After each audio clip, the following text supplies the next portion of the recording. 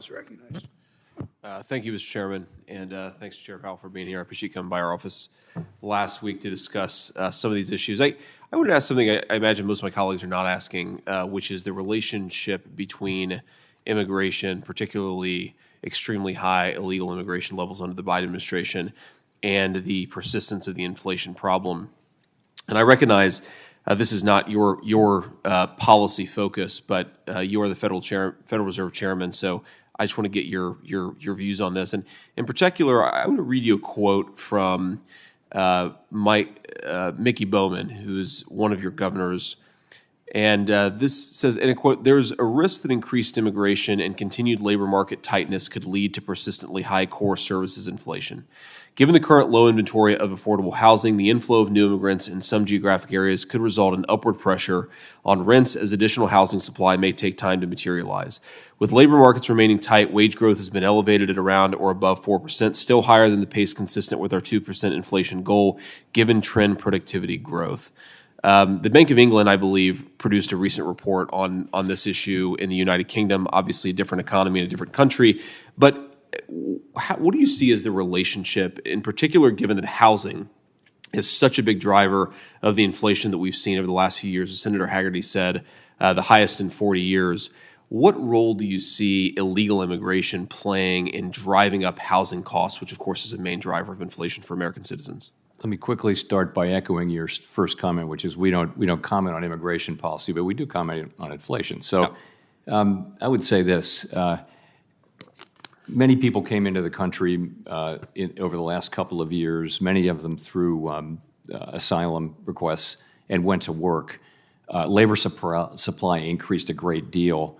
It's not. There's no clear answer, but my sense is that in the long run, immigration is kind of neutral on inflation. In the short run, it may actually have helped because the labor market got looser because there were more people. But you're talking about housing specifically. There will be, I'm sure, there are places in the country where new people coming into the country, I'm sure you can find places and they exist where that will have contributed to an already tight housing market. But overall, in terms of aggregate inflation, I wouldn't say it's a driver one way or the other. So I want to follow up on that thread, but just on that topic of particular areas that have been affected, Chairman Brown, I'd like to ask unanimous consent to submit a letter for the record from the city of Springfield in our state, the southwestern part of our state, which I think highlights a very real example of this particular concern, straight from the horse's mouth itself. Now, this letter, I want to quote from it. "Springfield has seen a surge in population through immigration that has significantly impacted our ability as a community to produce enough housing opportunities for all. Springfield's Haitian population has increased 15 to 20,000 over the last 4 years in a community of under 60,000 previous residents, putting a significant strain on our resources and ability to provide ample housing for all of our residents." And end quote there. And Mike, Without objection. So thank you. In my conversations with folks in Springfield, it's not just housing. They're trying to build 5,000 new housing units, which is a very Herculean task in a town of about 55,000 people. But it's also hospital services, it's school services, there are a whole host of ways in which this immigration problem, I think, is having very real human consequences. But I want to go back just one other question, Chair Powell, on this immigration and labor supply question. So one of the euphemistic ways in which economists, I think, sometimes talk about labor supply and immigration is they'll say something to the effect of, well, an increase in labor supply has put downward pressure on labor prices. And what they're effectively saying is that increased immigration has put downward pressure on the wages of American workers. I wonder, when you hear sort of your colleagues and other economists outside of the Fed talk about the influx of immigration and the fact that it, I think, admittedly has put downward pressure on wages.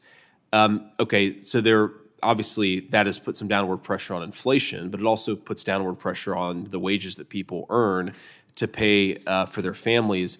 Why do we see that as a good thing? Or maybe that's wrong. Maybe the premise is fundamentally incorrect. But why do so many economists treat an influx of new labor as a good thing? If labor is constrained, labor supply is constrained, doesn't that lead to rising wages for American workers? So I'm not certainly not trying to put a value judgment on it. I will say, though, this is all happening over the last couple of years in a context of an extremely tight labor market, now a little bit less tight, significantly less tight, but you've got a worker shortage. You've got businesses who have jobs that are open. You have, more than one job opening for every unemployed person. So you've got a very tight labor market, and it's addressing that, and we're having wage increases are still very high, but they're coming down to a more sustainable level. Fair. And Mr. Chair, I know I'm over time. Could I just one more question on this? Thank you. I understand your point, Chair Powell, and again, I'm not ascribing value judgments to you, but if we say we have a really tight labor market, and we say that there are more than one job openings per worker, there are two ways you could plausibly solve that, probably more than that, but two obvious ways you could plausibly solve that. One is through a new influx of workers via the immigration system. Another way is by raising wages and bringing some of the workers that are on the sidelines. I think specifically of the 7 million prime-age men that have dropped out of the labor force. Like, why isn't that more the focus of policymakers rather than, you see a labor shortage, rather than bringing in a large number of new immigrants, why not try to boost wages in a way that brings some of those workers off the sidelines?